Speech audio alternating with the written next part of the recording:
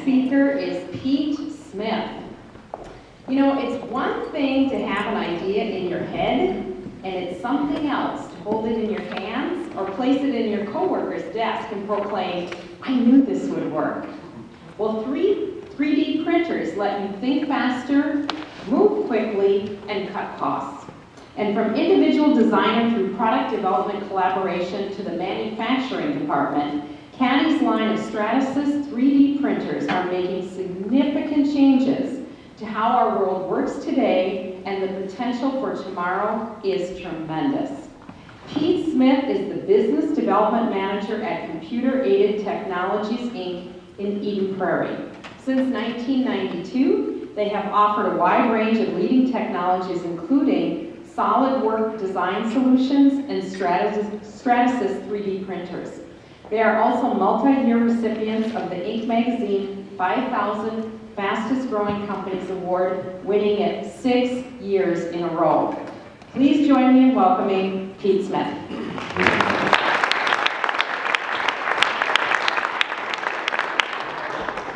What my job here today basically is to talk about the innovations that are coming in regards to 3D printing.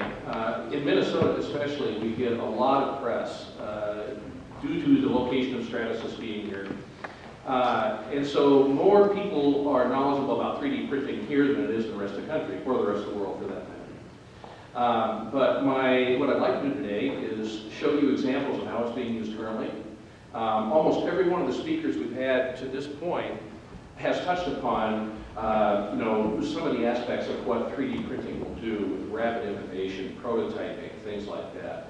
So what I'm going to try to do is give you some examples of how it's being used today. I think you'll be quite amazed at the adoption of this technology in a lot of major companies we have here. We have Target, Honeywell, Mayo Clinic is a huge adopter, 3M.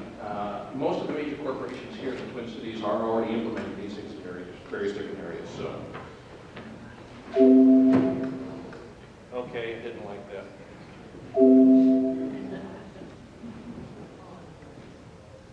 You're going to have to help me. Okay. Well, we'll go to the next slide. I had it upside down. I'm an electrical engineer, just so you know.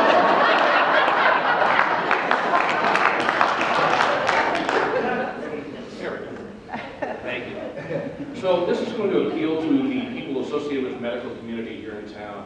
This is a well-known story at Stratasys that involved a young girl who was born with multiple deformities and required all sorts of special solutions that would help her function in society. And what we have is, if you're a mom, you're going to cry when you see this. But has anyone seen this video yet of Emma's arms? When she was born, her legs were up by her ears and her shoulders were internally rotated, and she had ulnar deviation on her hands and rocker bottom feet. The geneticist came upstairs and told us she had arthrogryposis multiplex congenita. They brought her legs down and casted her, and slowly and surely she started to develop. Our first year with Emma, we found out that there was going to be a conference, and it was in Philadelphia. It was an arthrogryposis family meeting in Philadelphia where I described the Rex. We watched a presentation of the Rex. And that's how it all started. We ended up in Tarek and Whitney's workshop. The Rex was attached to a stand, and she was able to put her arms into the Rex, and for the first time be able to lift her head up towards her mouth. She just started, throwing her hands around and playing. We were bringing candy up for her to eat. We were bringing toys up there, and it was so fun for us to go up there and to see her play. The existing Rex, it's all metal parts, and it's kind of big, and Emma was too small for that. So we required something light and small that would attach to her body and go with her.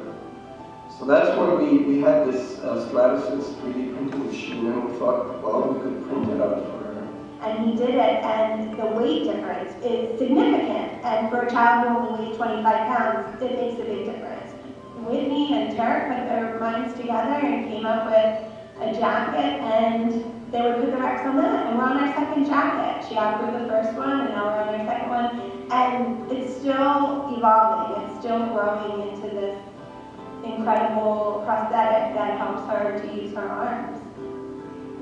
Without the 3D printer, we would not be in a position we're in with these younger kids, making them a Rex device that can go with them.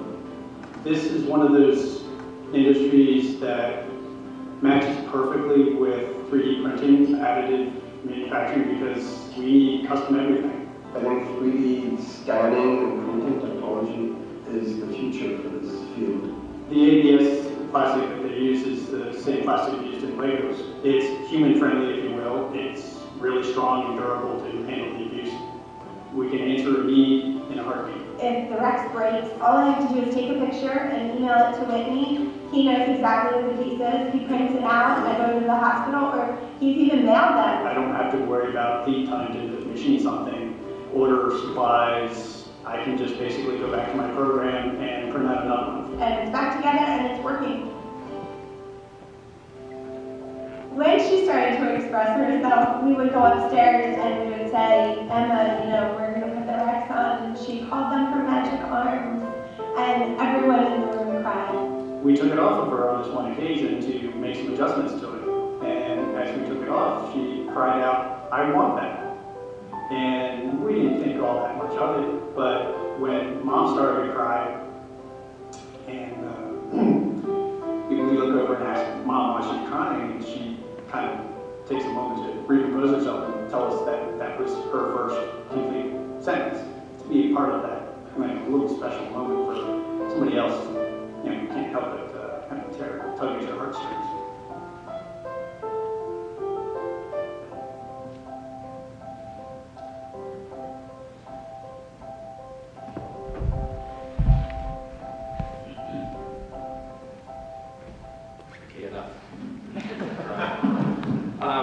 The thing that makes it so interesting is not only the rapid prototyping, but as Emma grows, the parts can be made larger very, very simply. And you think about traditional manufacturing methods or prototyping methods to be able to do that. It's quite expensive. It takes a long time.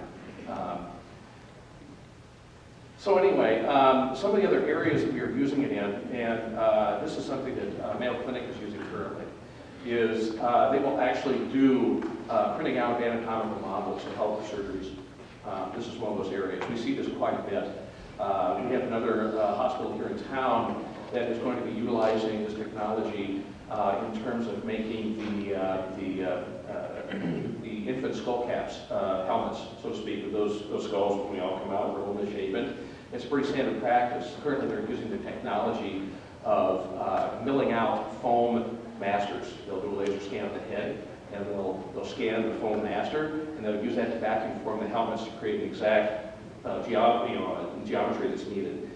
With the new technology now, we can do it in-house, do it rapidly, and have these created. Right now, they're sending off to Boston to get it done, and FedEx back and forth, and it's kind of complicated and messy. So this is another way we can do this in the medical industry. The 3D world, the whole aspect of 3D printing, we are passionate believers in the value and power of 3D printing and the change it can bring to the world. And Stratasys is the leader currently in that. What is the difference between traditional manufacturing methods and 3D technology? We refer to traditional manufacturing methods as subtractive. We've seen milling machines, and all forms of machines and drills and things like that. The world has always been manufactured by subtractive methods. 3D printing is something we call additive. In this case, you see a bunch of blocks stacked on top of the other, but in a sense, on a different scale, that's exactly what it is. Who needs it? Any company that's doing design and manufacture of physical products using 3D software. So, we can take things from idea to prototype to production in a very, very rapid period of time at a greatly reduced cost, allowing people to innovate and redesign their product in the iterative design cycle much more rapidly than you can in using traditional methods. And I touched upon another slide I saw. This is great coming later because I get to collect all the other information. But we use the term disruptive technology. because this is a disruptive technology. We are changing the way people do things. But in an iterative cycle, we are reducing the design to prototype back to redesign to prototype by a factor of 10, order of magnitude, and reducing the cost by almost as much.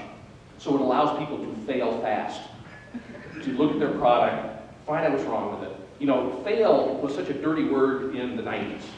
Okay, fail. Jack Welch's word. But anyway, fail is not a bad word anymore. We're starting to learn with all these wonderful presentations we've seen that talks about failure as a necessary component to success. And this is part of that process. Fail fast, fail often. Get to your solution as quickly as possible. This allows for that.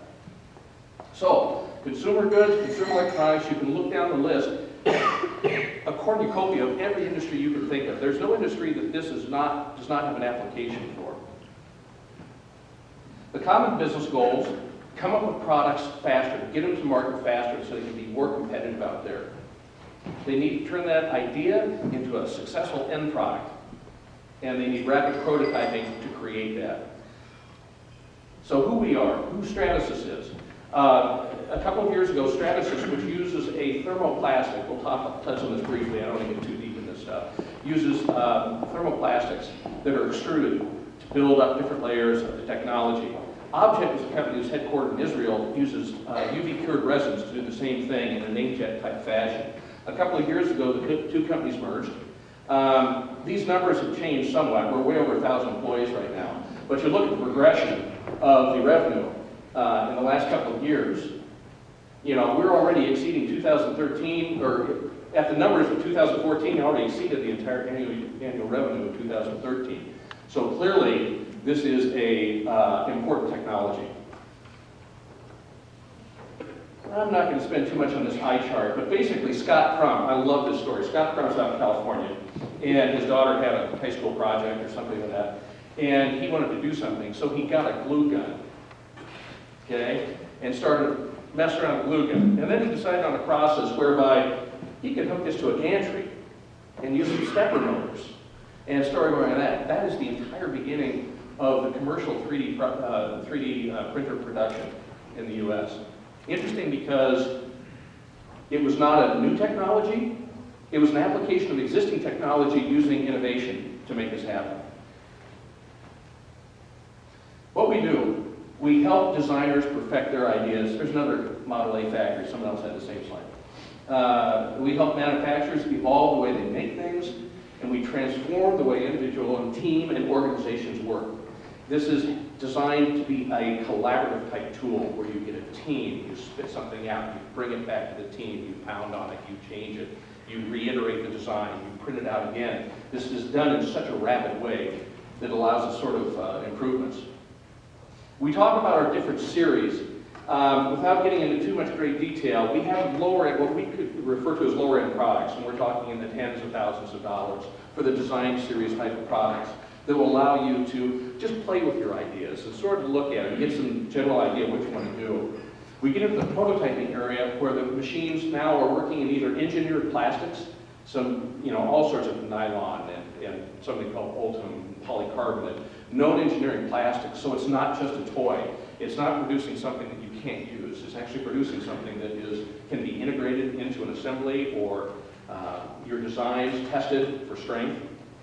So we can innovate not only the concept of the idea, but also the engineering behind it. And then finally, we actually do have systems that are production. They need to be used in specific areas, but for those people that are using low production runs,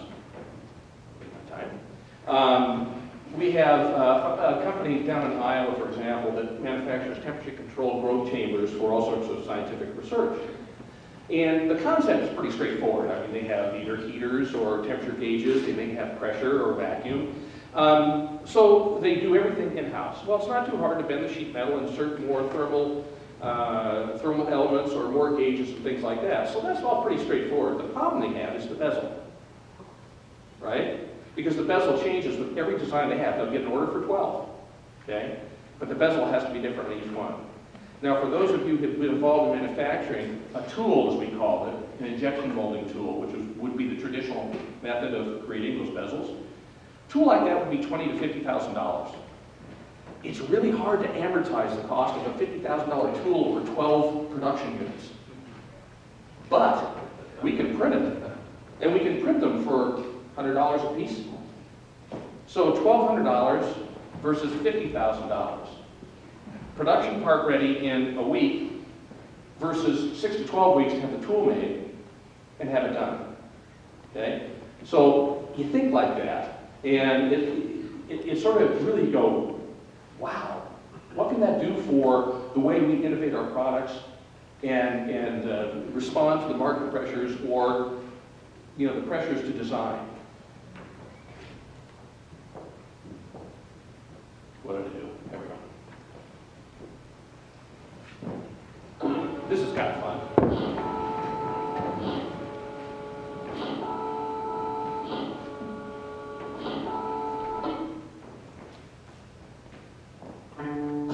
It's a little fanciful.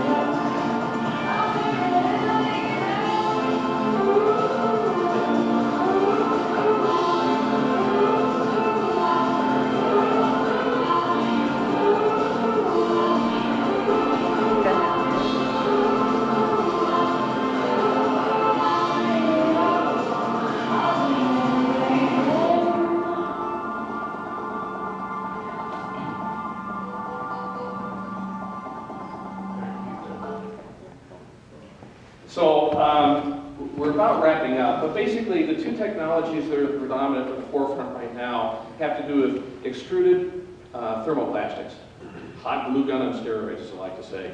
Very, very high precision. A lot of complications when you're working with different thermoplastics due to temperature variation and things like that. But the ability to print down to 5/1000ths of an inch layer per pass. When we get to the polyjet, which is used UV pure resin, we go an order of magnitude lower. We can go down to 16 micron layers when we're building things. So we talk about pretty and strong. So for product, when you have focus groups over color, design, you want it to look pretty, we can print something that looks darn near like you're going to get in the final product. But engineering-wise, it's not strong. That's what we get to the FDM type technology. So we talk about the different things: anti-static, high strength, high temperature, up to, for those people who know this, we have plastics that can handle up to a 10,000 psi pressure. So it starts being usable from an engineering standpoint.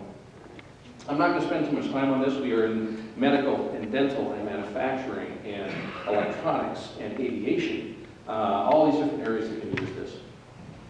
That is my chart. I'm not going to make you go through. But basically, it sort of gives you an idea between the two technologies where they're placed in terms of how you use them. The production systems, we have production systems that go as high as $800,000 for a single system. So, and they are adopted readily. The most popular product ever sold by Stratasys is a $250,000 piece of equipment. And it has more installed base than any of the products they sell, to give you an idea what the market's all about. So President Obama in the State of Unity address said, last year we created our first Manufacturing Innovations Institute in Youngstown, Ohio. A 100 warehouse is now the state-of-the-art lab where new workers are mastering 3D printing that has the potential to revolutionize the way we make almost everything. And I asked Congress to help create a network of 15 of these hubs and guarantee that the next revolution in manufacturing is made in America. If we want to make the best products, we also have to invest in the best ideas.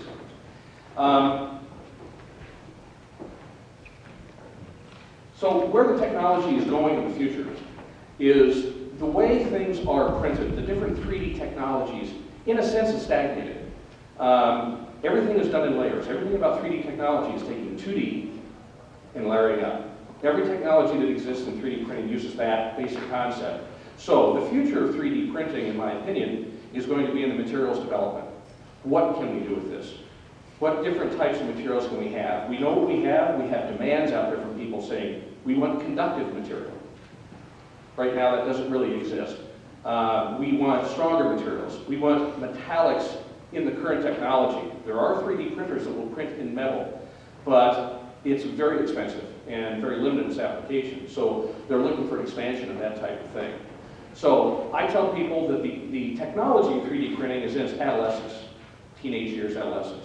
The adoption of 3D printing is in its infancy. And the market growth that we are seeing or expecting in the next 10 years is fourfold of where we are now. So I thank you very much for letting me speak here with you guys today. We'll be over there if somebody wants to ask any questions. Lots of examples of what can be printed. I think you'd be surprised. So thank you very much.